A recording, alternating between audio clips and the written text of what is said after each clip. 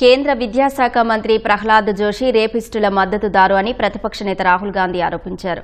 అలాంటి వ్యక్తికి విద్యాశాఖ మంత్రి బాధ్యతలు కట్టబెట్టడం దారుణమన్నారు.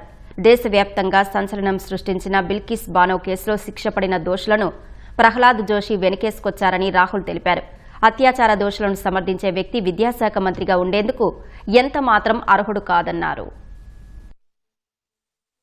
Young people were protesting about the education system. And so many girls are protesting. They've been beaten, they've been thrashed. The BJP puts a man who is a defender of rapists. That's the most filthy type of man. There can be no filthier man than somebody who says that rapists need protection. That is the education minister of India today. It's a strange reaction from the Prime Minister that there are so many people in his cabinet. He could have chosen any one of them. But he chooses a person who protects rapists.